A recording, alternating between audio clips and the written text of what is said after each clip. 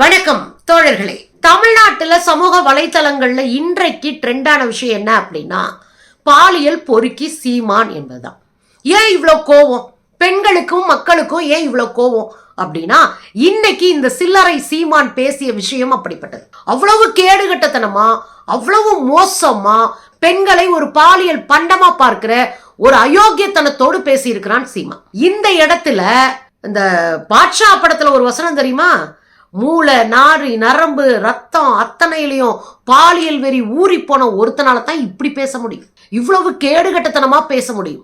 என்ன சொல்லியிருக்கிறான்? ஏங்க என்னங்க பெரிய பாலியல் வழக்குன்றீங்க? என்ன பாலியல் வழக்குன்றீங்க? இல்ல நான் கேக்குறேன், சமஞ்சு குச்சுக்குள்ள உட்கார்ந்து இருக்கிற பொண்ணை தூக்கிட்டு போய் சோளக்காட்டுக்குள்ள வச்சு கற்பழிச்ச மாதிரி பேசிட்டு இருக்கீங்க. என்ன பண்ணணும்? செருப்பை கழட்டி வாயில் அடிச்சிருக்கணும்ல. சுத்தி நின்ன பத்திரிகைக்காரங்க என்ன பண்ணீங்க? வேடிக்கை பார்த்துட்டு நிக்கிறீங்க.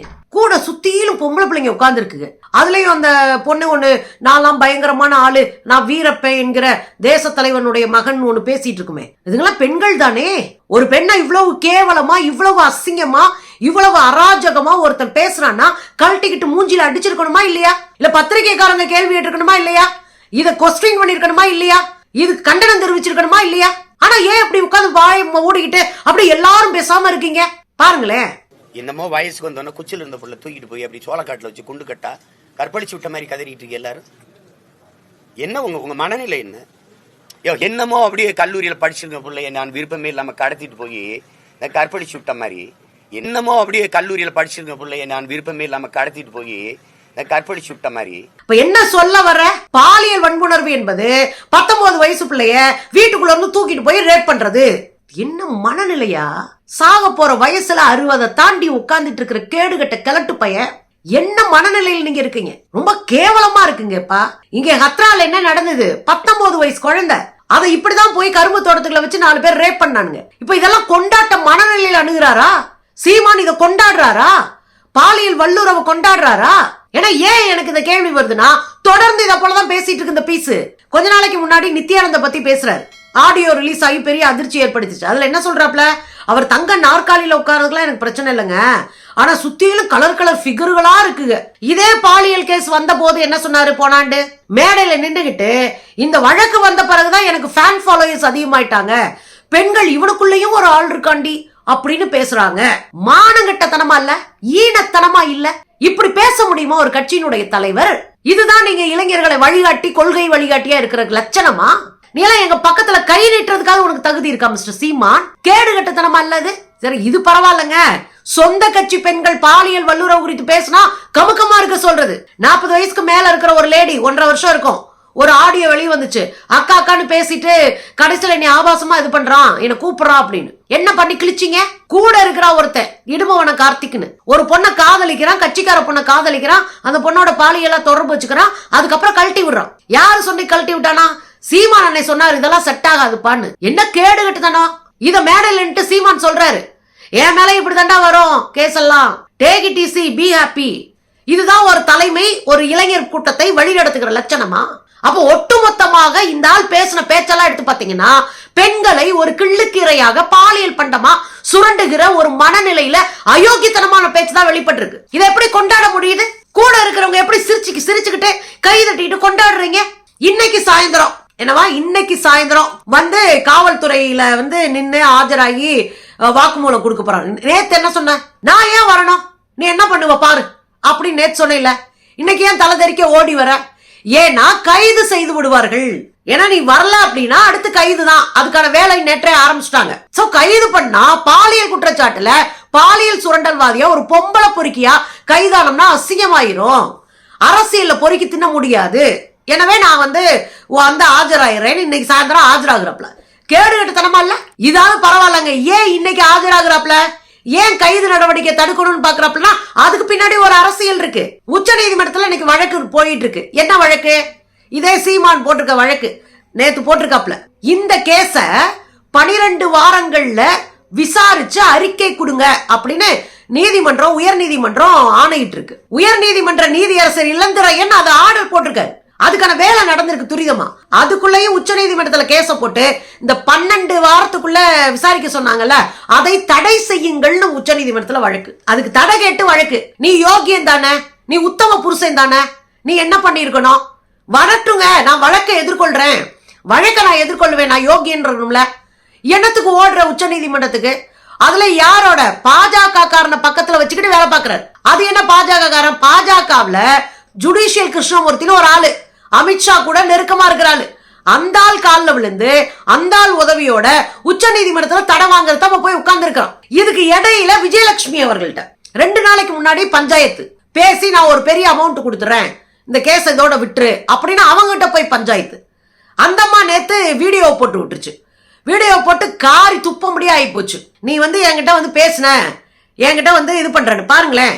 சீமான் அவர்களே, முதல்ல சொன்னீங்க எனக்கு விஜயலட்சுமி யாருன்னே தெரியாது அப்படின்னு சொன்னீங்க. அவங்கள காங்கிரஸ்காரங்க கூட்டிட்டு வந்திருக்காங்க அப்படின்னு சொன்னீங்க. அடுத்ததான் நான் வழக்கு உங்க மேலே கொடுத்த போது அவங்கள பாரதிய ஜனதா கேட்டிருக்காங்க அப்படின்னு சொன்னீங்க. இப்போ மதுரை செல்வம் வச்சு நீங்கள் 2023 ஒரு பேச்சுவார்த்தைக்கு என்கிட்ட வந்தீங்க இல்லையா? அதில் நான் 50,000 ரூபாய் மாதம் கொடுத்துட்றேன், என்னை பற்றி எங்கேயும் பேசாத அப்படின்னு சொல்லிட்டு மாதம் 50,000 ரூபாய்லாம் போட்டிங்க. என்கிட்ட வீடியோஸ் எல்லாம் வாங்கினீங்க. அப்புறம் மதுரை செல்வம் உங்கள் வீட்டுக்காரர்கிட்ட பேசுறதுக்கு யார்கிட்டக்கா கேட்கணும் அப்படின்ற வாக்குமூலம்லாம் கொடுத்தான். அப்புறம் உங்கள் பொண்ணான வாயிலேருந்து தானே பொண்டாட்டி பொண்டாட்டி பொண்டாட்டி பொண்டாட்டி அப்படின்னு நீங்கள் வீடியோலலாம் பண்ணீங்க. அந்த வீடியோஸ் எல்லாம் காவல்துறை கிட்ட கொடுத்து, காவல்துறை எடுத்துகிட்டு போய் அதை அப்படியே நீதிமன்றத்தில் கொடுத்து, அதையெல்லாம் பார்த்து தான் அவங்க விஜயலட்சுமி அவங்களோட முதல் மனைவியா அப்படின்னு கேட்டிருக்காங்க. இப்போது திமுக ஒன்றும் உங்களை போன வருஷம் விஜயலட்சுமிக்கு 50,000 ரூபாய் கொடுத்து இந்த மாதிரி கேவலப்புற்று வேலைலாம் பண்ணு அப்படின்னு சொல்லலை. ஸோ ஏன் அவங்கள சும்மா வீணா வம்புக்கு இழுக்கிறீங்க? அப்போ இன்னொரு விஷயம் சொன்னீங்களாம், அந்த பொம்பளை கொஞ்சம் நேரில் வர சொல்லுங்கள், நான் உட்காந்து பேசுகிறேன் அப்படின்னு. நான் காத்துட்ருக்க சீமானவர்களே, உங்களை நேரில் பார்த்து என்னைய பார்த்தா உனக்கு எப்படா தெரியுது அப்படின்னு கேட்கணுன்னு நான் காத்துட்டு தான் இருக்கேன். கொஞ்சம் காவல்துறை கிட்ட சொல்லுங்கள், உடனே அதுக்கு அரேஞ்ச் பண்ணிவிடுவாங்க. ஏமாத்தாதீங்க சீமானவர்களே, என்னோட பாவத்தை கட்டிக்காதீங்க.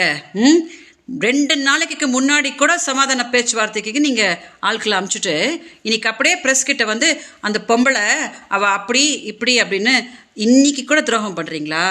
அதான் நான் சொல்லிகிட்டே இருக்கிறேனே, என்னோட பாவம் உங்களை சும்மாவே விடாது, இன்னும் எப்படிலாம் போட்டு பருத்தி எடுக்க போகுது அப்படின்னு நீங்க பாருங்க. பாத்தீங்கல்ல, இதுல என்ன லட்சணம்னா, எனக்கு அந்த அம்மாவை யாருனே தெரியாது, அந்த பொம்பளை எனக்கு யாருனே தெரியாது, அந்த பொம்பளை என்னை பார்க்க சொல்லு. அந்த விஜயலட்சுமி சொடக்கு போட்டு சொல்றாங்க, நீ வாடா, நான் வர்றேன், நான் உன்னை பார்க்கணும் தான் நினைச்சிட்டு இருக்கேன், வா பேசுவோம் அப்படின்னு அவங்க அடிச்சு ஆடுறாங்க. 2வது அவங்க வெளியிட்டு இருந்த இன்னொரு ஆடியோ, முக்கியமான ஆடியோ, அதுல உங்க வீட்டுக்காரர்கிட்ட நீங்க பேசுறதுக்கு எதுக்குக்கா தயக்கம்? யாரு?